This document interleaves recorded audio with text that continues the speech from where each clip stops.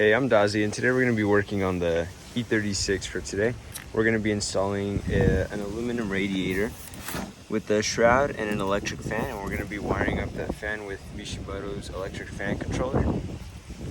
Before we do that, my hood struts aren't working, so we're going to work on replacing those first order of business. Alright, as you can see here, the windshield washer line is actually held on by a little bracket on the strut right here. So you're first gonna have to remove that from there, and then this bracket actually comes off, which we will put on the new strut that we install. So just put that on the side for now. Alright, so for the struts, they have these little pins that are actually attached to the hood. So you're gonna have to pop this upward so the pin can actually go through. There's gonna be one on the top, and then there's gonna be one right here on the bottom. So once you get a little flathead and pop those out, you should be able to remove these from the pin. All right, so you're just gonna, like I said, bend that little bracket over, and then you can just use the screwdriver to pry this bracket completely off. So it's off from the top, and then it's off right there. So then you got one strut off. So the new strut is the same system, it's just a little clip. I got these on eBay for 20 bucks for the pair. So I am going to be using a lot of eBay parts because it is about the quality, but some parts you can actually cheap out on as long as you do precise work. So right here, it's going to be the same system. We're going to make sure that this bracket goes in right there first, and then this one. All right, so it is in now. I did have to use a vise to press the little clip a little flatter because it was a little flared out. So now it's actually grabbing right there in the little ridge on both sides. So this one is secure. Now on to the second one. It's gonna be the exact same story. And make sure to put this bracket back on there, and then so you can use the windshield washer little bracket right there, so the hose isn't just dangling. All right, so I did skip a few steps, but there's gonna be 6 bolts right here. There's gonna be 1 bolt right here, 1 right here, then there's 1 right here on each side, and then there's a little plastic clip right here, and there's 1 on both sides. So once you do that, this little plastic shroud will come off, and then you have to make sure it's gonna come out from your alternator vent as well.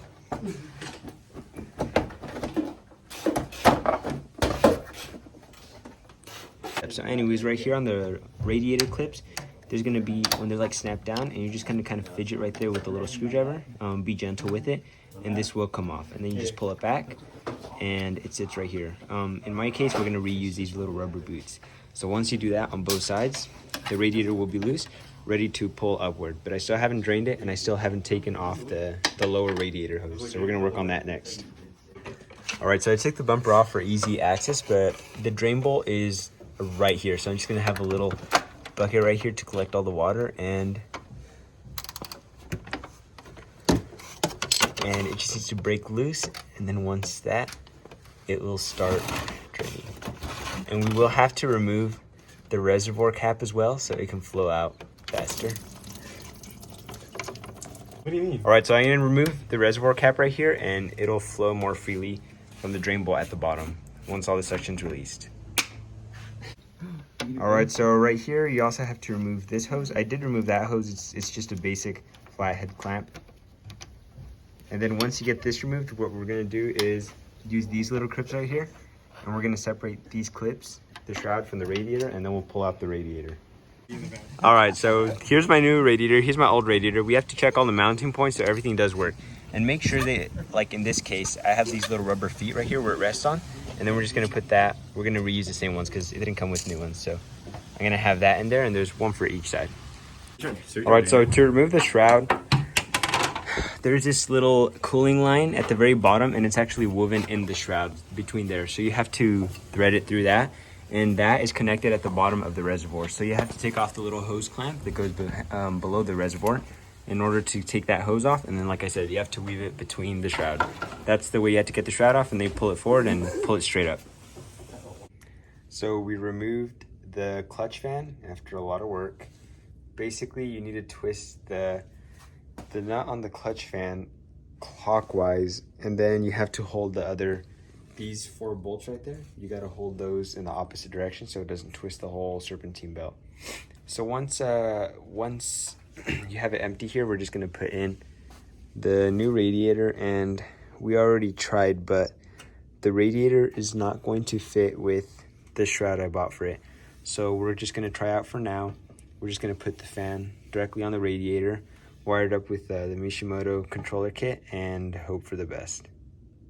Alright, so to install the fan on the radiator, we're just going to place it right here. I'm going to do it on the hot side because I think that's what makes most sense. Why would you want the fan on the cold side?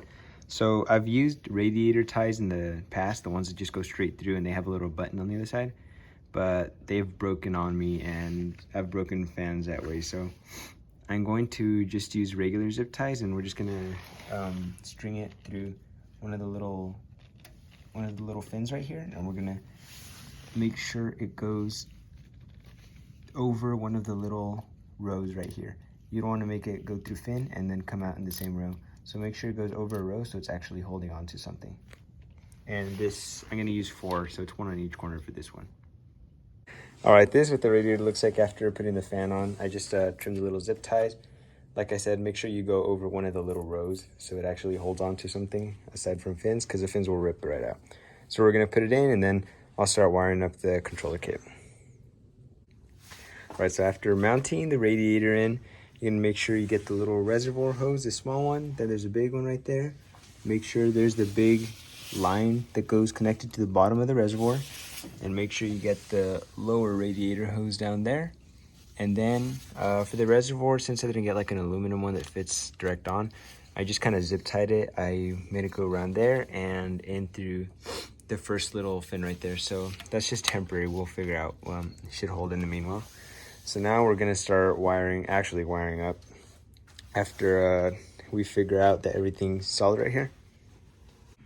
Okay, it went on for quite a while last night, but I'm just gonna go over an overview of what I ended up doing. There's gonna be a few steps that I skipped, but overall I did show you how to put the radiator in.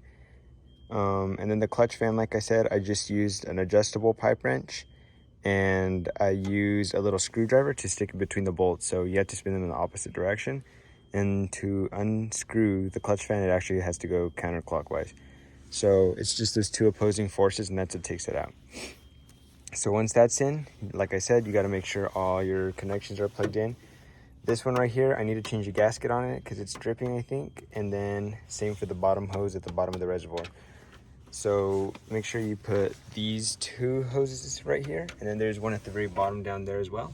And then make sure you plug in your temp sensor. Like I said, I need a gasket. And then here for the reservoir, I use the original. I will switch to an aluminum one sooner or later. For right now, I just zip tied it, but once I get the aluminum one, I'm gonna create a little bracket for it. So for now, that's holding. It's doing what I need to do. Make sure when you put the shroud back on, it's gonna connect into your your alternator vent. And as for the wiring, so I'm planning on locating the relay right here, and there's a few little slits right there which I'm gonna bolt it onto. And then here has the wire layout. So you have the big red wire that comes out, and that's gonna be your terminal to the fan. So the fan's gonna have a positive and a negative, and then the red wire that comes from the relay is gonna be your negative terminal. So that's gonna complete the circuit. The positive terminal has to go directly to the battery. So I just mounted that one right here where the battery is. I just attached it right there next to that little bolt. So then you have the positive, and then you have the negative. And the negative, like I said, goes to the relay. The next wire is a small yellow wire, and that yellow wire is gonna be to the ignition switch. So what I did is I just tapped it right here, the little yellow wire, to a little black wire, and this black wire, I tucked it here, and I ran it all through there. And then I tapped it into the fuse box. And in the fuse box, I tapped it right there in the fuse box. I believe that's fuse number 24. In fuse number 24, it's the power mirror relay. So since I do have power, I have the M3 mirrors, but I don't have the wiring switched up to them. So I just use that because once I turn my key, power mirrors are activated. So that's been working for me. It's a 12-volt ignition power output. So that's what I'm using for the power. So my fans only turn on when my key's in the ignition and my switch is on. So that explains the first 2 wires. The next wire you have up is a thick black wire. That one is it's simply a ground. So then you have your positive and then your ground. The ground, I just looped it right there and then I grounded it to this little bolt right here. Very simple. Just very little loop and just grounded it. And then you're gonna have on the other side of this black one, there's gonna be a thin black one. That little skinny black one that climbs up here. This is the one that actually goes to the probe. So this one's your actual sensor for when the fans turn on. The fans know when to turn on. And this one, I kind of routed it down here to, let's see if you can see, but it goes down there and then that's a little probe. So that's a little temp probe. I just stuck it into the side of the radiator and I put a little drop of Permatex so it stays there so it doesn't wiggle out and fall out or whatever. So it's nice and stuck there. So that again has a thin black wire and that's the one that plugs in right here to the relay on this side. And then after that you have, let's see. Oh, it's actually the 2 wires. So that one's actually 1, 2 wires. It's those 2 wires are the ones that are wired up to the probe. And then you have this green wire, which is an override switch, which a lot of people did not do and I have not done yet. But what I'm gonna do is I'm gonna route it to inside the car. And then I could just have a little on and off switch if I want to override my fans. If my fans aren't turning on right or if they're not staying on enough, I'll just, I can wire it up to a switch that I can just use. So now when it comes to mounting the little relay, it does come with these 2 little self-tapping screws or bolts, whatever you'd like to call them. And right here I found on the stock location, there's these 2 little slits. And this fits just right over like that. So I'm just gonna use that to put these in. All right, so what I ended up doing was I just got some of this wire sleeve, this wire tucking hose from AutoZone. And I just ran all my wires. So there's the positive and the negative for the fan right here. I zip tied the little fan cable right there so it wouldn't hit any of the rotating assembly or the serpentine belt. And then from down here, there's my little probe wire. I also tucked that in on the way. And then these things are just, it's a little heat resistant since it's close to the headers.